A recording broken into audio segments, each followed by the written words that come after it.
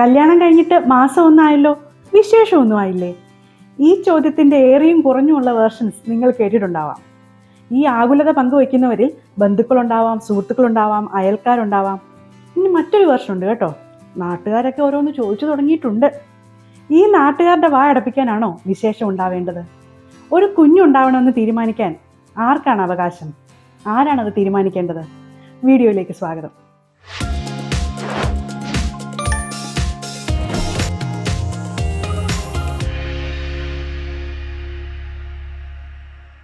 ഈ കുഞ്ഞുങ്ങൾ എന്തൊരു ക്യൂട്ടാണല്ലേ. അവർ ചിരിക്കുന്ന കാണാൻ എന്തൊരു ഭംഗിയാണ്. അവരുടെ കവളത്തൊക്കെ ഇങ്ങനെ പിടിക്കാൻ എന്ത് രസമാണ്.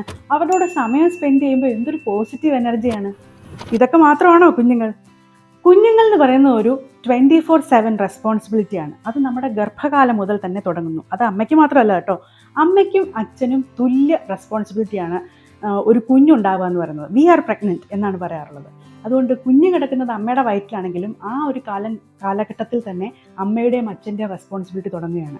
ഇതുവരെ നമ്മൾ ജീവിച്ച ജീവിതമൊന്നുമല്ല മുന്നോട്ടുള്ളത്. കുഞ്ഞുണ്ടായിക്കഴിഞ്ഞാലോ പിന്നീട് 1, 2, 3 വർഷത്തേക്ക് നമുക്ക് നമ്മളെ തന്നെ നഷ്ടപ്പെടുന്ന ഒരവസ്ഥ ഉണ്ടാകും. അതായത് നമുക്കൊരു മീ ടൈം, നമ്മൾ ചെയ്യാൻ ആഗ്രഹിച്ചിരുന്ന കാര്യങ്ങൾ, നമ്മൾ ഇതുവരെ നമ്മൾ എൻജോയ് ചെയ്യുന്ന കാര്യങ്ങളൊന്നും നമുക്ക് പിന്നെ അങ്ങോട്ട് അതിനുള്ള ഒരു സമയവും സാവകാശവും ഒന്നും കിട്ടിയില്ല എന്ന് വരും.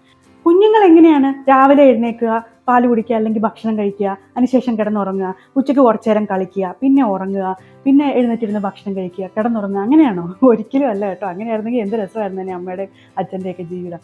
ഈ കുഞ്ഞുങ്ങൾ വന്നു കഴിയുമ്പോൾ, അതായത് 2 മണിക്കൂർ ഇടവിട്ട് ബ്രസ്റ്റ് മിൽക്ക് കൊടുക്കുന്ന മുതൽ തന്നെ ഈ ഒരു റുട്ടീൻ ചേഞ്ച് നമ്മുടെ ജീവിതത്തിൽ നമ്മൾ അനുഭവിക്കാൻ തുടങ്ങും. നമ്മൾ കുഞ്ഞിന് പാല് കൊടുക്കുന്നു, ഗ്യാസ് തട്ടുന്നു, കുഞ്ഞിനെ ഒന്ന് കിടത്തുന്നു. അത് ആ ഒരു ക്ലോക്ക് കഴിയുമ്പോഴത്തേനും തന്നെ 15 മിനിറ്റ് കഴിയുമ്പോൾ ആ 2 മണിക്കൂർ സമയം കഴിഞ്ഞു. പിന്നെയും കുഞ്ഞിന് പാല് കൊടുക്കുന്നു, ഗ്യാസ് തട്ടുന്നു, കിടത്തുന്നു. ഈ ഒരു പ്രോസസ്സിൽ തന്നെ നമുക്ക് വീട്ടിൽ നിന്ന് പുറത്തിറങ്ങാൻ പോലുള്ള ഒരു അവസരം ഉണ്ടാവില്ല.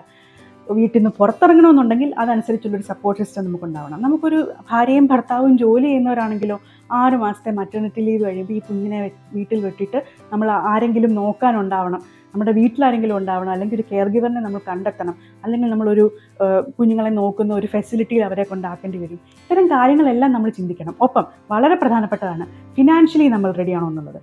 അതുകൊണ്ട് തന്നെ ഈ ഇമോഷണൽ ടെർമോയിലും ഈ ഫിസിക്കലി ഒരു കുഞ്ഞിനെ ബെയർ ചെയ്യാൻ നമ്മൾ തയ്യാറാണോ, ആ കുഞ്ഞിൻ്റെ അച്ഛൻ അതിന് തയ്യാറാണോ എന്നൊക്കെ നമ്മൾ നോക്കണം. അപ്പം ഫിസിക്കലി, ഇമോഷണലി, ഫിനാൻഷ്യലി എല്ലാം നമ്മൾ തയ്യാറാണെന്ന് വളരെ ക്ലിയർ ആയിട്ടുള്ള ഒരു ഇൻഡിക്കേഷൻ നമുക്ക് തോന്നിയാൽ മാത്രമേ വളരെ ബോധത്തോടെ ആലോചിച്ചെടുക്കേണ്ട തീരുമാനമാണ്. അത് നമ്മളെ ആരെങ്കിലും ഫോഴ്സ് ചെയ്തോ, ഇത്രയും കാലമായില്ലേ, ഇനിയിപ്പോൾ ഇപ്പോഴല്ലെങ്കിൽ പിന്നെ എപ്പോഴാ, പിന്നെ കുഞ്ഞുങ്ങളില്ലാതെ എന്ത് ജീവിതം, നമ്മൾ പ്രായമായി കഴിഞ്ഞാൽ നമ്മളെ നോക്കാൻ ആരെങ്കിലും വേണ്ടേ, എന്ത് വിശ്വാസത്തിലാണ് 10, 40, 50 കൊല്ലം കഴിയുമ്പോൾ ഈ കൊച്ചു നമ്മളെ നോക്കുമെന്ന് നമ്മൾ വിചാരിക്കുന്നത്? അങ്ങനെ എല്ലാ മക്കളും നോക്കുന്നുണ്ടോ? അല്ലെ തന്നെ അത് അവരുടെ റെസ്പോൺസിബിലിറ്റിയാണോ? അവർക്ക് അവരുടേതായ ജീവിതമുണ്ട്. നമ്മളെ നോക്കാനായിട്ട് നമ്മൾ തന്നെ ഇപ്പം തന്നെ കാര്യങ്ങൾ റെഡിയാക്കി വെക്കുക എന്നുള്ളതേ പറയാനുള്ളൂ. ഒപ്പം തന്നെ പ്രധാനപ്പെട്ട കാര്യം, ആദ്യത്തെ കുഞ്ഞ് വന്നു കഴിഞ്ഞാൽ തീരുമോ?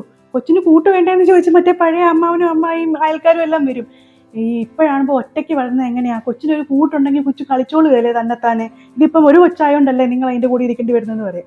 ഒരു കൊച്ചും തന്നെത്താനെ കളിക്കാൻ പോകുന്നില്ല. മറ്റേ രണ്ടാമതൊരു കൊച്ചു വന്നാലും അവർ തന്നെത്താനെ ഇരുന്ന് രണ്ടുപേരോട് ഒരുമിച്ചിരുന്ന് കളിച്ചോളൂ എന്നുള്ള ഉറപ്പം നമുക്ക് പറയാൻ പറ്റില്ല. ചിലപ്പോൾ രണ്ടുപേരും 2 ഇഷ്ടം ഉള്ളവരായിരിക്കും, 2 ഇൻട്രസ്റ്റ് ഉള്ളവരായിരിക്കും. ഒരാൾക്ക് മറ്റേ പുറത്തിറങ്ങി കളിക്കാനായിരിക്കും ഇഷ്ടം, മറ്റേ ആൾക്ക് പടം വരയ്ക്കാനായിരിക്കും ഇഷ്ടം. അപ്പം തന്നെ ക്ലാഷസ് അവിടെ തുടങ്ങുകയാണ്. പിന്നെ ഇതെല്ലാം പരിഹരിക്കേണ്ടത് നമ്മുടെ ജോലിയാണ്. അതുകൊണ്ട് രണ്ടാമത്തെ കുട്ടിയുടെ കാര്യത്തിലാണെങ്കിലും ആദ്യത്തെ കുട്ടിക്ക് കൂട്ടാവോ ഇല്ലയോ എന്നൊക്കെ ഉള്ളത് പിന്നീടുള്ള കാര്യമാണ്. രണ്ടാമത്തെ കുട്ടി ചിന്തിക്കുമ്പോഴും നമ്മൾ വിചാരിക്കേണ്ട പ്രധാനപ്പെട്ട കാര്യം, നമ്മൾ വീണ്ടും ഈ ഒരു കുട്ടിയെ നോക്കിക്കൊണ്ടിരിക്കുമ്പോൾ തന്നെ രണ്ടാമത്തെ ഒരു കുട്ടിയെ നോക്കാനായി ഇമോഷണലി, ഫിസിക്കലി, ഫിനാൻഷ്യലി നമ്മൾ റെഡിയാണോ? നമ്മൾ മറ്റാരെയും മനസ്സിൽ കണ്ടുകൊണ്ട് ഈ കുഞ്ഞുങ്ങൾ അവരാരെങ്കിലും നോക്കിക്കോളും എന്നൊക്കെ വിചാരിച്ചൊന്നും കുഞ്ഞുങ്ങൾ വരാനായിട്ട് അനുവദിക്കരുത്. കാരണം എന്തായാലും നമ്മളാണ് അവരുടെ അമ്മ, നമ്മളാണ് അവരുടെ അച്ഛൻ. നമ്മളിൽ നിന്ന് അവർ പലതും എക്സ്പെക്റ്റ് ചെയ്യുന്നുണ്ടാവും. നമ്മളിൽ നിന്ന് എക്സ്പെക്റ്റ് ചെയ്യുന്നത് പ്രധാനമായിട്ടും ടൈം ആയിരിക്കും, നമ്മുടെ ഫിസിക്കലി നമ്മളുടെ പ്രസൻസ് ആയിരിക്കും. അതൊക്കെ കൊടുക്കാൻ നമ്മളെ കയ്യിൽ ഉണ്ടോ എന്ന് നോക്കിയിട്ട് മാത്രമാണ് ഇങ്ങനൊരു തീരുമാനം എടുക്കേണ്ടത്. വളരെ കരുതലോടെ എടുക്കേണ്ട ഒരു തീരുമാനമാണ് ആ ഒരു നല്ല ശുഭവാർത്ത. കുഞ്ഞുങ്ങൾ കളിക്കാൻ നല്ല രസമാണ്, പക്ഷേ ആ ഒരു തീരുമാനം ഒരിക്കലും ഒരു കുട്ടിക്കളിയല്ല, ഓർക്കുക.